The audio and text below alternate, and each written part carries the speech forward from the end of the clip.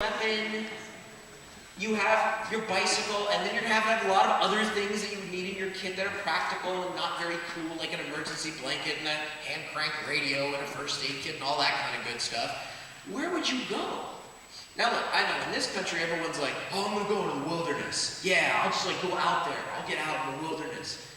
No, because there's no such thing anymore. Okay? 300 million Americans pretty much means that what you think is wilderness is just land where there don't happen to be people at that moment. Because on Z-Day 1, all the cities are going to empty out and everybody's going to go into the wilderness and everybody's going to eat everything and then each other. So and don't think about going up north. I know that's very tempting for all of you here. Oh, yeah, I'll just go up north. Yeah, they're sort of sweet and quasi-socialist and they manage healthcare. I can walk all over them. But you can't. Because what we call the Great Zombie Plague, up north, they call the Great Payback. And on Z-Day 1, the maple leaf curtain is going to slam shut. And they will be waiting for you all with a sharpened hockey stick and a Molson. So don't even think about that.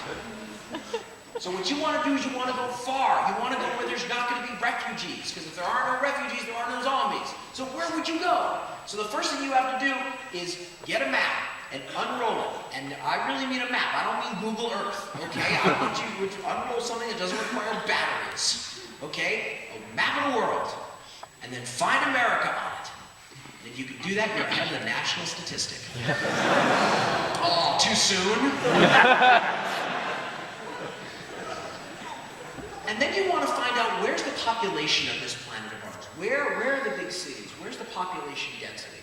And you'll find out, as you look at your map, it's because that's where the living is good. That's where the good land is, or the good water, the good weather. Except for LA. I don't know why my home city is there, but other than Los Angeles, which has no rightful place to be where it is, all the rest of the world is where the living is good.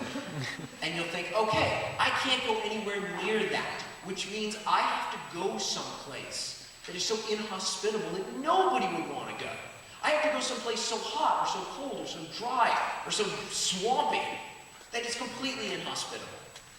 That means there's not going to be any refugees or any zombies. The bad news is, because that land is so inhospitable, you're going to be versing that wild every day of your life.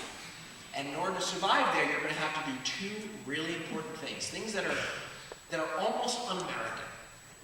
The first thing you'll have to do is learn from the locals. I know, that's very un-American. I know some of you are like, hey, oh, wait, check please. But the truth is, everywhere in this planet, there are people living. All right, maybe not a lot, but there are some people living. They're called indigenous in these places. And they have made this land their home. Somehow they found a way to live there. You'll have to learn from them. Okay? And that's important. Because if you don't, Christina will tell you about a time called the 19th century. Okay? The 19th century was a time when white men, either from the United States, but mainly from Europe, went around the world to discover places that people already lived in. But it wasn't enough to discover them. They had to discover them their way. Okay? And that was really important. Their way was best. They couldn't just discover the source of the Nile. They had to do it as Englishmen. And they had to pith helmet, and stick, and walking. And they said, hello, little pygmy. Oh, yes, I'm so sorry I'm not English. I've been bitten by a mosquito. Oh, my goodness. Oh, my urine's gone black. Oh, I'm going to die. And they died. Christina will tell you that the 19th century